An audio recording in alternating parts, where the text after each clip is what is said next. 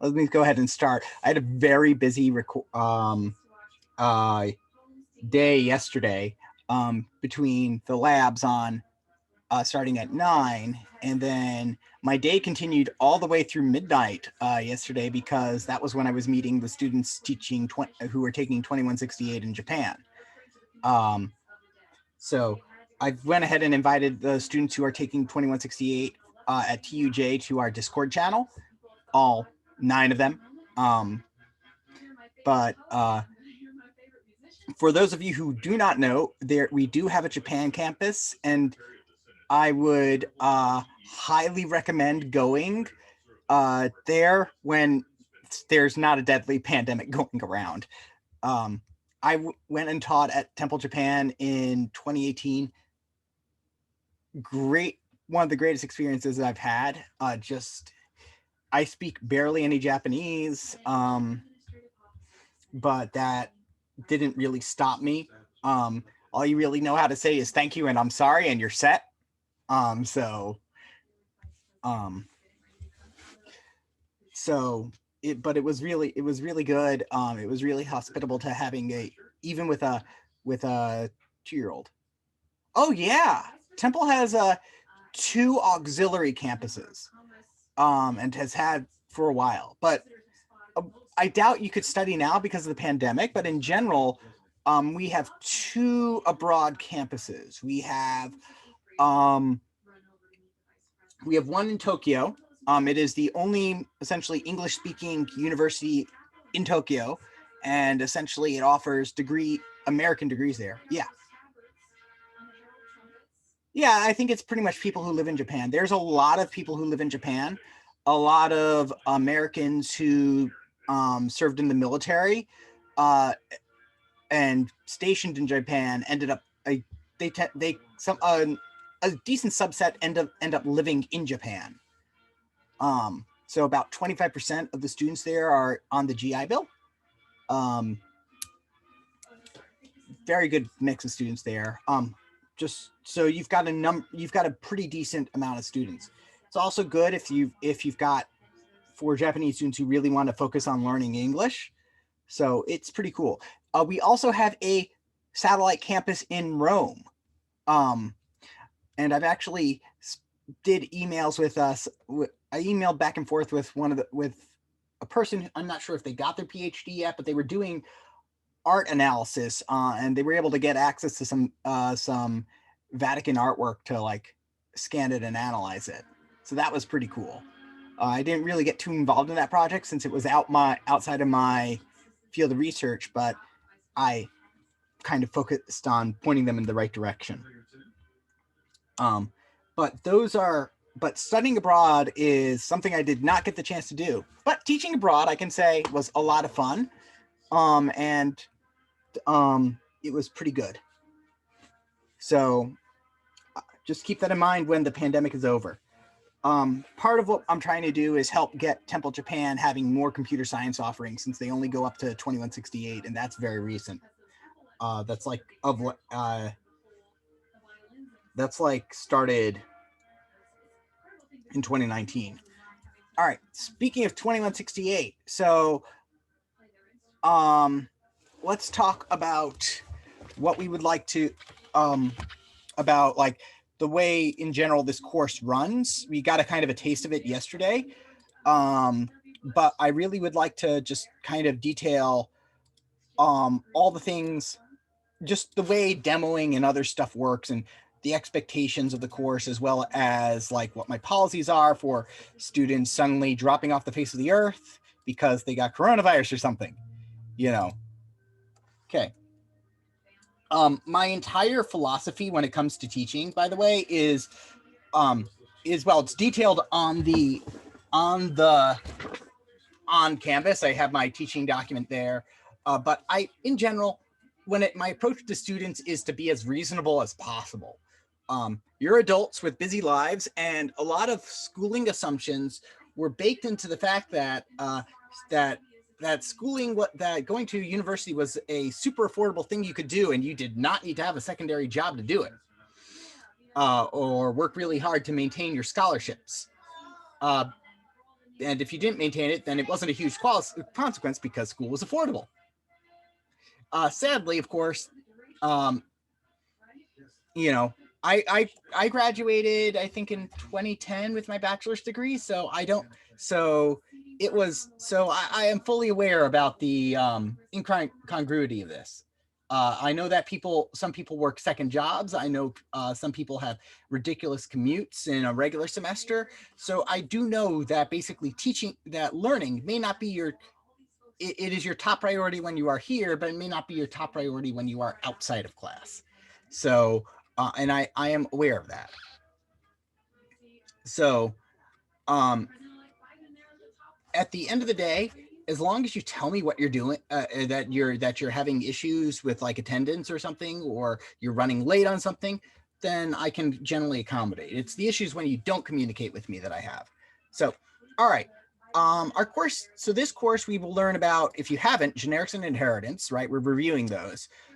You should have learned about array lists in 1068, but I kind of teach it as though you were never introduced to it, even though Fiore is a great professor and I know he covers it. I teach it, in two parts: how do we use array lists, and then how do we build them from scratch. We'll talk about time complexity. Now, time complexity, I don't do the mathematical rigorous analysis of time complexity, because that's for math concepts and for algorithms. Here, we're just trying to get a good, like, kind of eyeballing of what the time complexities of algorithms are. Could you lower that just a tad, Annie? What? The inauguration, could you lower it just a tad? I can hear it through my headphones.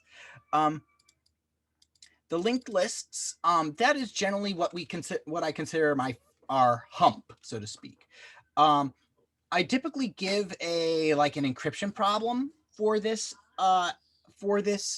assignment, but because of the online nature of this, I'm going to instead give two assignments. You get to choose which one. There's going to be an easier one and a harder one. Both use the same base code, but I give you the choice of which one you want to do, because they both do teach you the same thing, just one is more intensive than the other. We'll learn about stacks and queues, which are different ways to organize things. Very simple but powerful data structures. We're going to go into a deep dive of recursion, which is like, and when I mean deep dive, I mean we're talking about recursive with backtracking. We're going to learn about how we would use recursion in a lot of scenarios to solve complicated problems, like writing a Sudoku solver. We'll learn about trees, specifically binary search trees, as well as heaps. With that, we're going to learn some of the basics about compression. That's Huffman trees. And we'll learn about different sorting algorithms as well. That's going to kind of be a nice, easy break between with our second exam and other things. Hash tables, the magic ultimate data structure, we're going to learn about those, and graphs. Again, these lectures are going to be flipped. So that means you're expected to watch the lectures. This first week, you probably don't need to watch the lectures unless you need to review your how object-oriented programming works. But the array this week is specifically meant to be review because it's been a long break, and it helps. Next week is going to be all about array lists. So be sure to watch those. So you found the time and place. Congratulations. Textbook, if you don't have the textbook, that's okay. The second edition is perfectly fine. I generally don't like telling students you should buy textbooks, but oh yes, I will get to that in a second.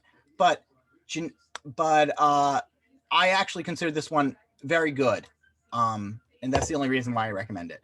And yeah, getting the second edition is fine because I will follow because I'm going to follow the textbook chapter by chapter. The only chapter I'm going to skip is chapter 9, simply because of time constraints.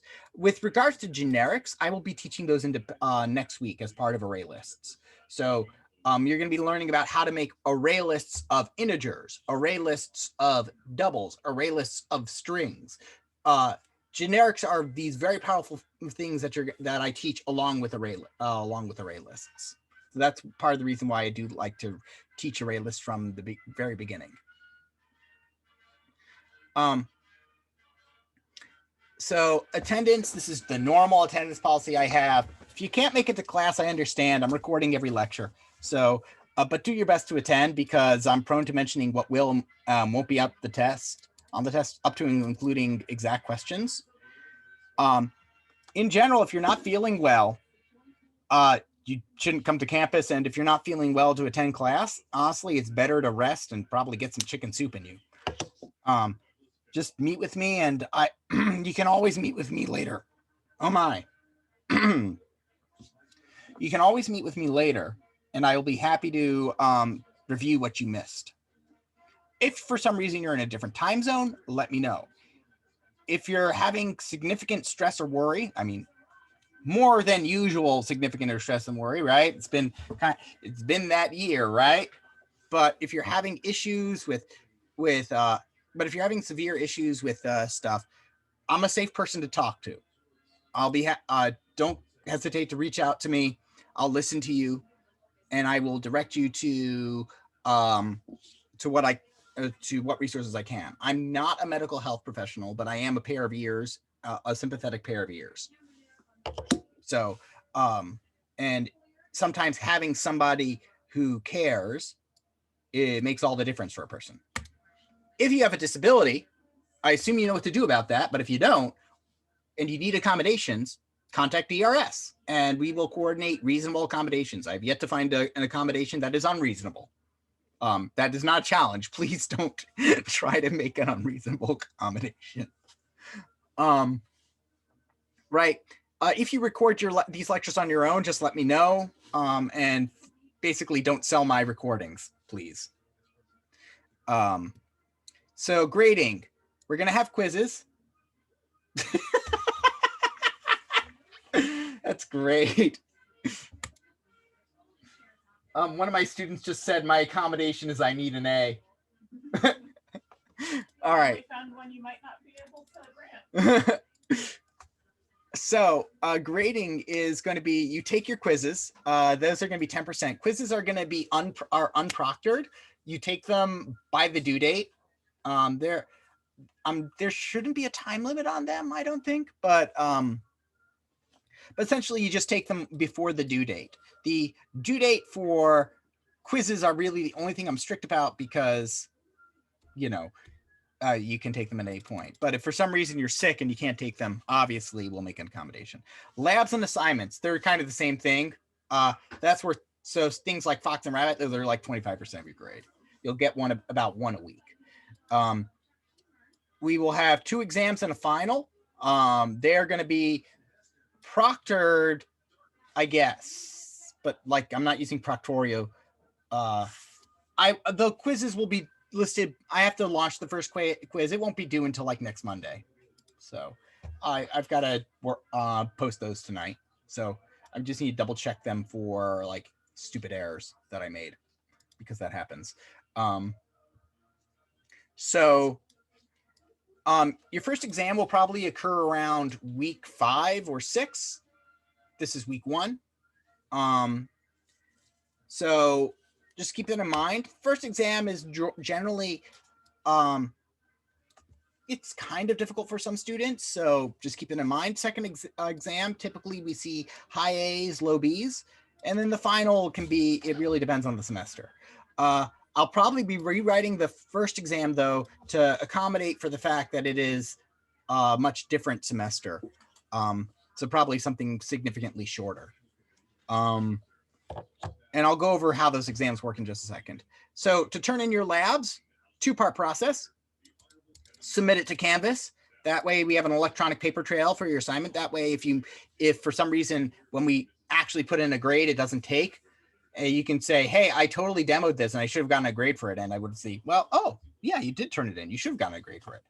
There will be a curve at the end of the semester. Generally last semester, 88 and above was an A. Or rather, so the way it works is generally that A's are 90 and above, and then the curve figured out who gets A minuses. So 89s and 88s last semester were A minuses, and 79 was a B minus last semester. So, does that make sense? So the curve never hurts. You curve up. The curve will curve you up to the nearest minus if you are, if the curve helps you. So, anyway, the second step of turning in labs is that you demo it to me or TA. You do that during office hours, during class, if when we're during like non-first week stuff, and demoing. So office hours, labs, during lecture, or just some other time you send me an email. That involves showing me how your program works, explaining pieces of your source code, and I will generally ask you some questions about it. We will accept late work. So, right, so the rules for quizzes and exams, by the way, they're open book. You can use any and all non-human resources during the test. Only humans you can contact or turn to help are your TAs and me during about when you've got questions to consider with the quiz or the exam. Okay. So if you're wondering what that line is, you can go on Stack Overflow and read some stuff. But posting a question on Stack Overflow would be a no-no. Going back to the turning in labs, you need to submit by the due date and then demo up to 2 weeks afterwards. Okay. So the demo can come after the due date. Okay. The late here I'm going to go into it. The late policy. Late assignments, in other words, your labs, they are the late policy is fairly reasonable. It's 5 points per day off. So if it's a day late, 95, 2 days late, 90. That's for when you submit it on Canvas. Late grades for assignments that are determined when you turn it in. But when you demo, it's better to demo sooner. That way, if you have a mistake on it, I can tell you to go back and fix it really quickly. Yeah. So the demo is you have 2 weeks after the due date to demo your lab. Otherwise, we will put in a 0. This is just simply because we've had a tendency to get some students who would have abused our demoing policy and would basically demo a bunch of stuff like they would demo only twice during semester, once at the beginning, in the middle of the semester, and once at the end. And that was just not fun for anybody because they were generally mistakes because they weren't showing up for class and just doing the homework. And it was not fun. Quizzes and exams have their own different late penalty. So it is 0.1% per minute over the listed due date. So if you submit an exam 10 minutes late, it's going to be 1% off, or 1 point off rather. If you submit it an hour late, 6 points off. And if you submit it 2 hours late, it will be 12 points off. So you can take plenty of time, but this helps equalize people who go over the due date and like not give an unfair advantage for people who take too much time. So that is the late policy. It works out pretty well because now you don't have to worry too much about the clock. Oh, you went over 3 minutes. That's 0.3%. That's 0.3 points. That's not too bad. Make sense? Okay. Finally, I adopted CS50, Harvard CS50 academic honesty because I really policy because I really like it, which is be reasonable. I don't like preventing people from collaborating. In fact, I believe that the best way to honestly understand something is to be able to teach it to other people. But there's a fine line between enlisting the help of somebody else and submitting the work of another. So I have a list of what's reasonable and what's unreasonable. The essence is that all the work you submit in non-group assignments must be your own. Collaboration on homework is encouraged, so long as that doesn't mean that it's somebody else doing your work for you.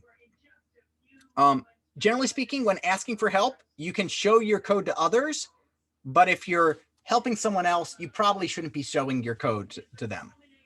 In other words, sharing answers is not great, but showing your code and saying, hey, what the heck am I doing wrong? That's definitely acceptable. If for some reason you think you committed an infraction and you bring it to me within 72 hours, I'll generally be much more lenient about that kind of stuff. Okay. So what is reasonable? Communicating with classmates about assignments in English or other spoken or written languages, including Klingon, Elvish, and Esperanto. If you discuss this course material with someone else, totally reasonable. Helping somebody, looking at somebody else's code to say, oh, there's your bug. Going on a Stack Overflow, finding something and going, I need that. Copying it, pasting it, and citing it, right? So long as that's not the complete solution to the assignment, but you're basically saying, I need a for each loop that really goes through a linked list and does, or array list and does this. Oh, there. But that's only a small part of what I'm doing, then that's fine. Right? So, and the most important thing though, in the general, if you grab something from online, is to cite it. Right? And how do you cite it? It's not MLA or APA or even ACM. Very simple way to cite code is just simply put in the URL in the comment. Make sense? As long as you cite it, I can't say that you plagiarized ever, because you obviously didn't. You never claimed the work was your own. So sending or showing code that you've written to someone, possibly a classmate, so that they can, that classmate can help you identify a bug. Again, please look at my code. Help me. I don't know what I broke. Right? Posting that on Discord or on Stack Overflow, totally okay as well. Again, the constraint here is, my God, I have no idea what's gone wrong. It's been driving me crazy for an hour. Please help me. Turning to the web somewhere else beyond, looking at somebody beyond me, doing what any reasonable programmer would do, reading the docs, looking at Stack Overflow again. Okay. Putting stuff on a whiteboard. Working with and even paying a tutor, so long as the tutor isn't doing it. All of those are great. Here's what's not great. Accessing the solution to the problem prior to resubmitting your own. So in other words, looking for my assignment on Chegg and then grabbing the solutions from Chegg and then throwing it, and then, throwing them on, not great. Asking a classmate to see their solution. Like, I'm having trouble with this. Can I see your code? You can show them your code and ask them what went wrong. Do you find my, a working compiled code and you decompile it? That's just, it's more trouble than it's worth. Here's the big one. Failing to cite, like with your comments, the origins of code or techniques you discover outside the class, even if it was appropriate. So for instance, like you grab a snippet of code online, but you don't cite it. That would violate the policy. This one's the big one though. Finding code online that you think might address the question at hand and blindly copying it into an exam when it doesn't actually address the question at hand is a great way to violate the policy and make me angry. For my freshman last semester, that being fall semester in 2020, that happened to about 14 students who found a solution to a problem online. But I was having them do a Monte Carlo approximation of a board game. That's just simply saying they had the rules of a board game and were supposed to simulate the full game, which is a lot harder than which is a lot easier than it actually sounds. But anyway, they found a different version of the board game and copy pasted the code there. So got a completely different answer, and it used stuff like lambda expressions and list comprehensions that I didn't teach them. It was very easy for me to find. 14 students grabbed the exact same code. So they all got zeros on that final. Yeah, that was fun. But the point being there is that not only was it the wrong code, it was the wrong code for the wrong problem. And they didn't cite it. That's the big thing also. Like, I would have just marked that question wrong had they cited it. But not citing it was what got them to 0. Giving or showing a classmate a solution. So person is struggling. Here's what I did. Don't do that. That robs the student of the chance to learn. But having your solution on your side and saying, well, if you fix this, right, instead what you want to do here is to try to do a while loop. Yeah, basically share code that doesn't work.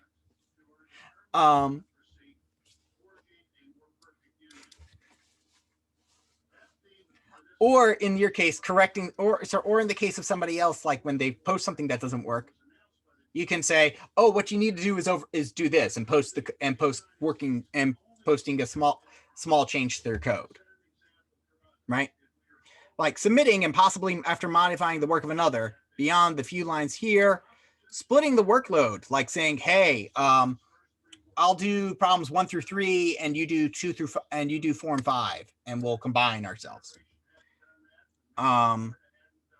Paying somebody to do your own work, not great. And then just looking at somebody else's solution, like and changing a couple lines and making it, and then saying it's your own. Just don't. Okay. Disclaimer, I might change. I grabbed some of the stuff from the syllabus from the Harvard CS50 syllabus because they were great ideas and very well written. So there's my citation for a bunch of stuff like the mental health policy. Faculty and rights, student and faculty academic rights and responsibilities. Believe it or not, as students, you have rights. You should probably check them out at some point. Okay.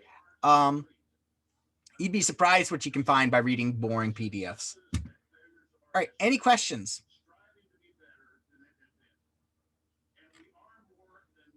Yep. So you watch the videos for the upcoming week before Monday's class. That is ideal.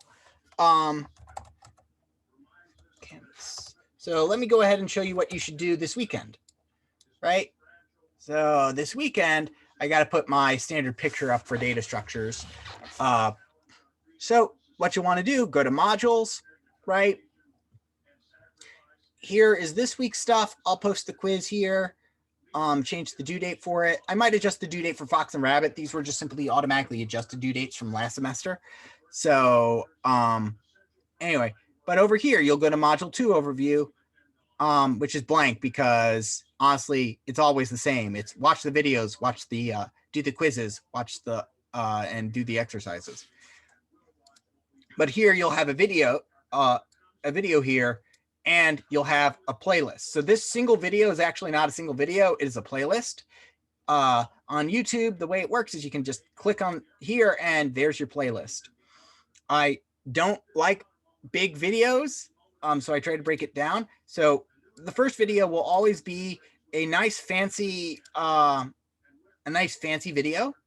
that we, or most of the time it's going to be a nice fancy video that was recorded for the graduate version of this course. And then we just simply backported it to this class. It's very awkward to watch me, for me to watch myself, by the way. I'm like, was not aware my eyebrows jiggled that much during the recordings. So this will be a brief overview of what happens.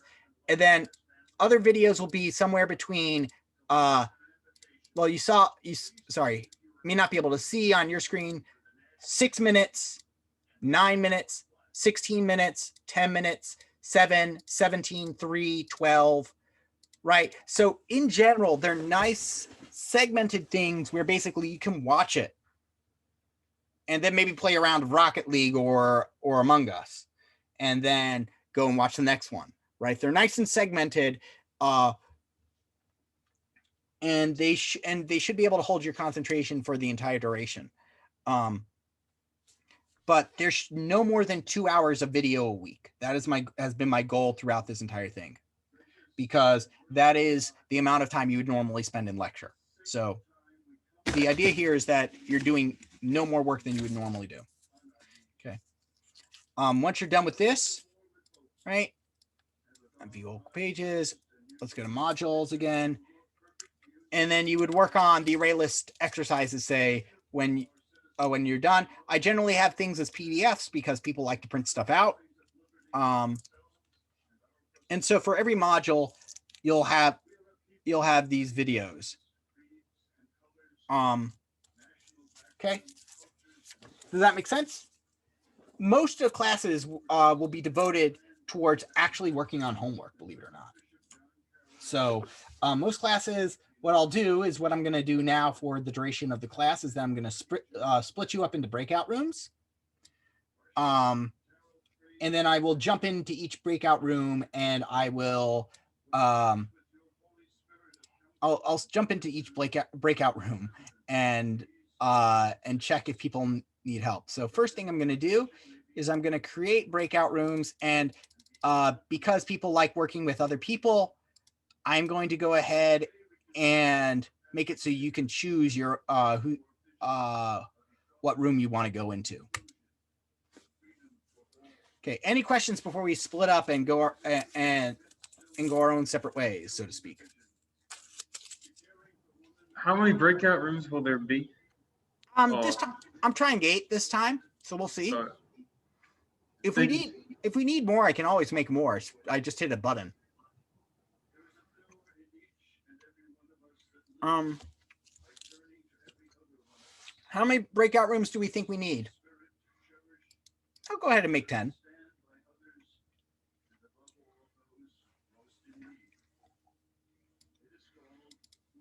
Okay.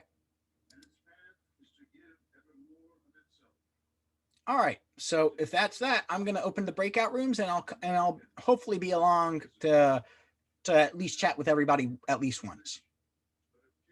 Oh, before I completely forget. Let's talk about what a good goal for the day is.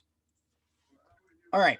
A good goal for the day would be to have something partially working for the rabbit code. And I'll give you a small hint as to what you should do. Okay. So the most important bit of the rabbit code, or the most important bit of the fox code to grab from the fox, is probably this for loop over here. Everybody can see my screen, right? Yep. Okay.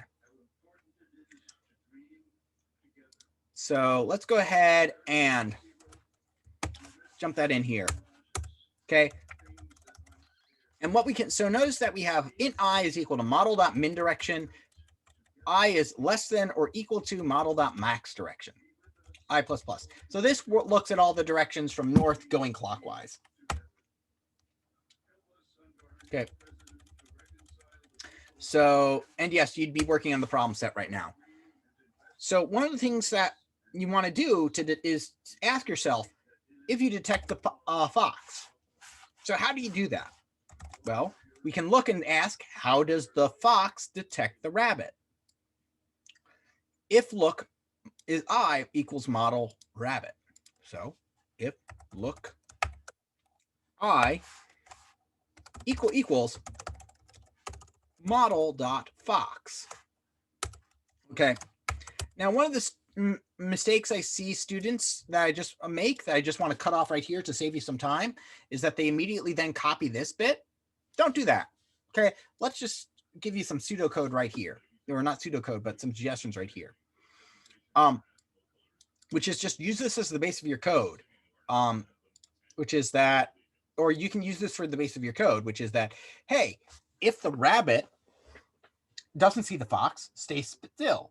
Because if you move, you have the risk of accidentally moving into the line of sight of the fox. And then he sees you, and now he's chasing you.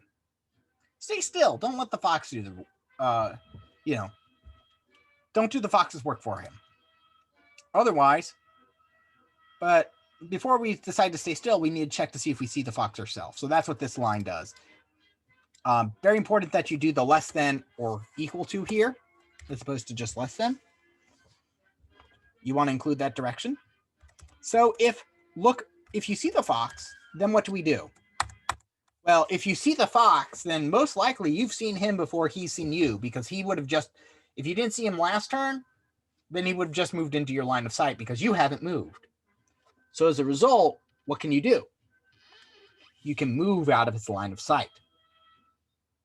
So what you'll want to do is utilize not this kind of stuff, but stuff over here, like the can move function, asking if you can move in a direction. And because we have 8 different directions, you don't want to have to write 8 different blocks. Like, okay, if the fox is to the north, do this. If the fox is to the south, do this. If it's to the east, do that. No. Instead, all you're saying is if he's in direction I want to do something relative to I. To do relative to I, we use this function over here. Model.turn. Given a direction and a number to make 1/8 turns clockwise, return the resultant direction. So for instance, if you pass in 0, which is north, and 4, that will give you south, right? 0, 1, 2, 3, 4. Make sense? So that way, this code allows you basically allows to do rotations. So a good place to be is given the fox's direct the fox. And if I see the fox, move out of his line of sight. If you can do that, you're going to be in a very good place for the end of this. All right, stop sharing and breakout room. Sorry, the inauguration is slightly distracting. So open all rooms.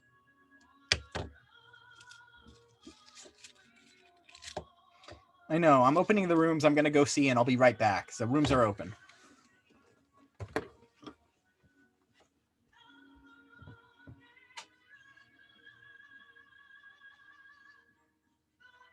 On TV. She's doing a good job.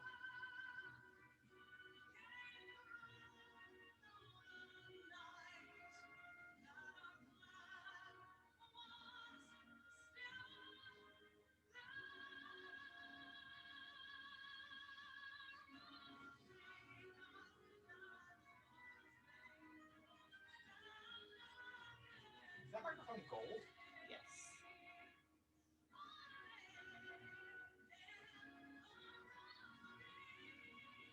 Okay, that's a little bit too theatrical.